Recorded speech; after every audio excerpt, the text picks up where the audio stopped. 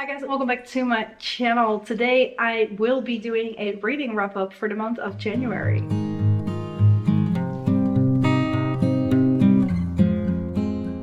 And this is a new one for me. I'm just gonna play around with it. I really do like reading and my goal this year is to read about 50 books.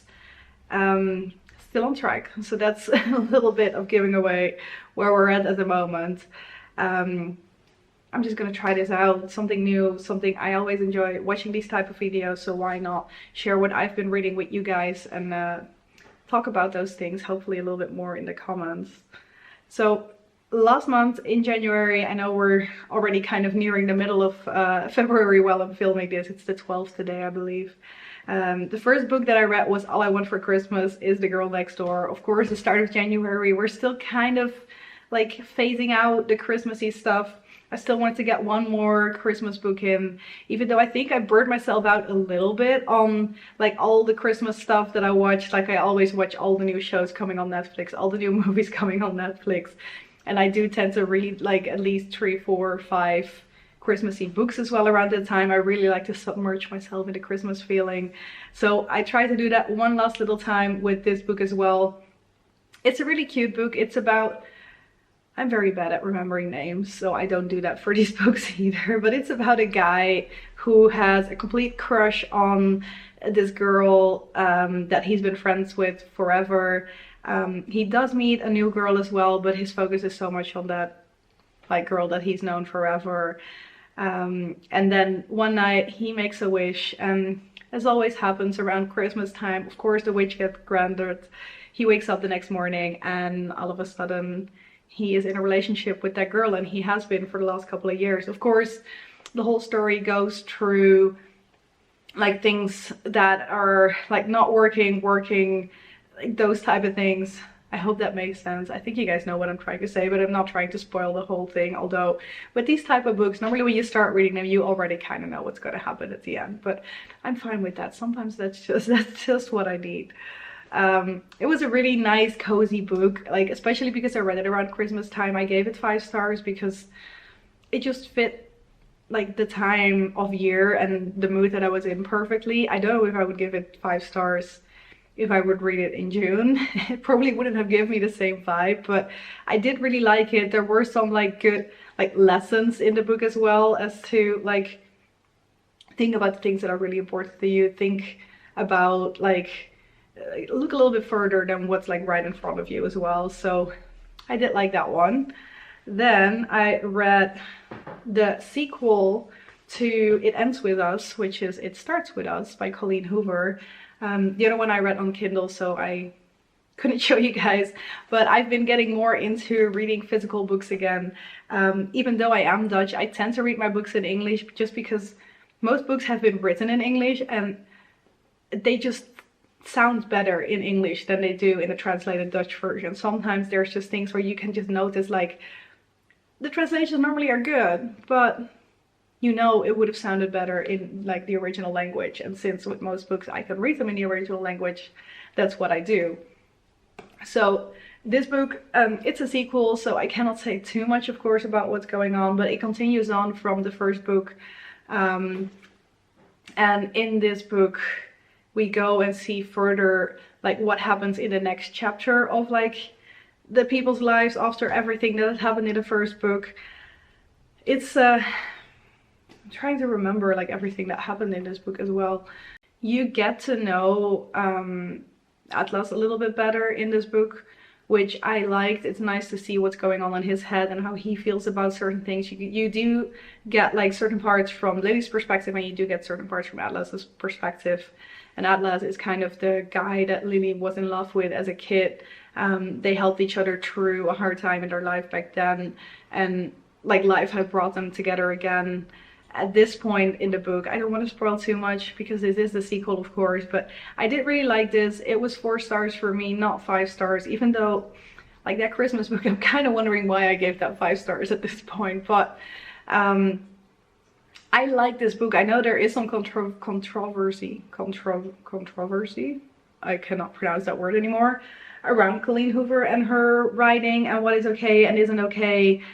Like, I do understand certain parts of it, but I also feel like some things in here are just real.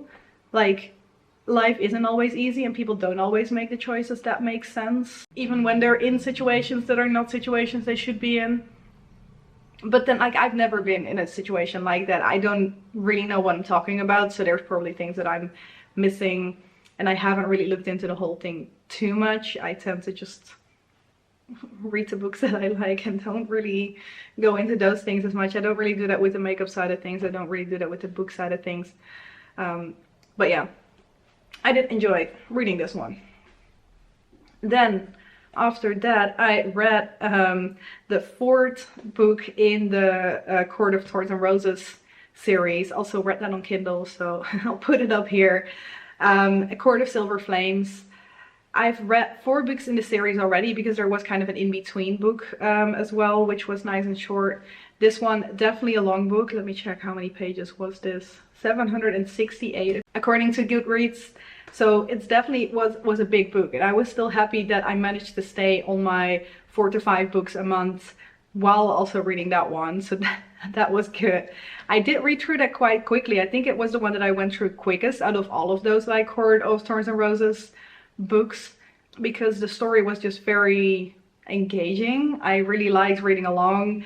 You do get the perspective of 2 other characters than like the main character that you've been following for the first 3 books. And I think it's nice to finally learn a little bit more about what's going on in their head. Of course, you've had assumptions about it before, but you don't always know if it's going to end up the way that it's going to end up. So in this story, we follow Nesta a whole lot more. We get to learn more about her. We see her go through like a change in like dealing with everything, dealing with life, dealing with everything that's happened to her. Of course, again, I'm talking about the 4 books, so there isn't that much that I can share content-wise without spoiling too much, but I like this. There is a lot of spice in this book as well.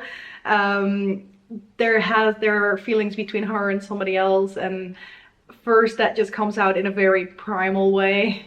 And then that kind of develops a little bit more into like the feelings that they really have, of course. But yeah, it's there's a lot happening in there, but I love to see how she's kind of building her own life, coming back to who she really is and figuring out like who she is and who she wants to be going forward. So that's that one, and I gave that one 5 stars as well, so it was a good reading month in that sense.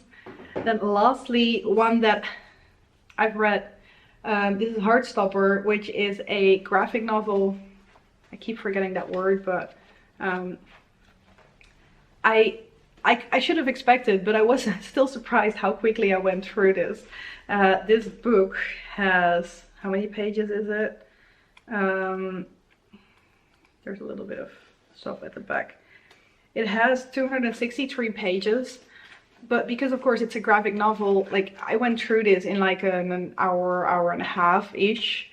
And then thinking that I paid 19 euros for this, it's a lot of money for an hour and a half of being able to enjoy a book, which like this book was very, very hyped. Of course, there is a series on Netflix as well. I heard a lot of good things about it, so I just wanted to see what it was all about. I'm very much like Emily, once I've started the series, I will, in most cases, keep going until I've finished the series. So I'm very likely going to buy the other books as well.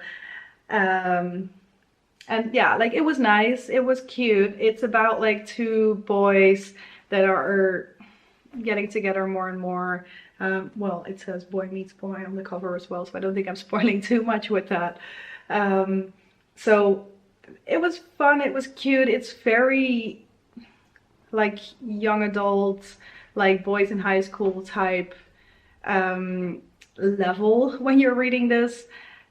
Yeah, that's all I can really say about it. It was cute. It's nothing like overly wow to me. I gave it 4 stars as well. I've been very generous. It's something new. I haven't really read graphic novels before, so that was kind of like the newness of it was nice. The drawings are nice. Sometimes I felt like there were 2 characters in here that looked a little bit too similar, so sometimes I had to figure out like, is this the one guy or the other guy? But like based on what they're saying and how they're acting, you normally can see who's who. So yeah, I did enjoy this. I gave this 4 stars. I'm curious to see what happens next, but it's in a way it's kind of disappointing when you buy a book that looks thick enough and you get through it in an hour or so. But of course, that's what happens with graphic novels. That's just something I need to get used to when I want to read more of these as well. So I do tend to buy my books when, like, I'm going to the office a little bit more often lately, and the train stations often have little bookstores. The annoying thing for me is that I like to read the books, like I said, in their original language. So there only is a small part of the bookstore that I can pick the books from, because of course most of them are in Dutch since I'm living in the Netherlands right now. But that is fine. I just, like, whenever I see a book that I know is on my list and things that I want to read, I will pick it up and I will have some physical books to read again, because I've just been getting more and more into reading physical books again now that I have space to fill up once this bookcase is actually standing. I know it doesn't look very appealing yet, but I'm just trying to figure out like different angles in which I can film. The bookcase still needs to be fixed properly so it's standing up straight without the possibility of it falling down, and then I will be able to fill this up and make this look a little bit more appealing, if this will indeed be a spot where I will be filming more. But yeah, that is it for today. I hope you guys enjoyed this. I would love to hear if you guys have read any of these books. What did you think? The series, like, does it become better, worse? Did you like reading any of these?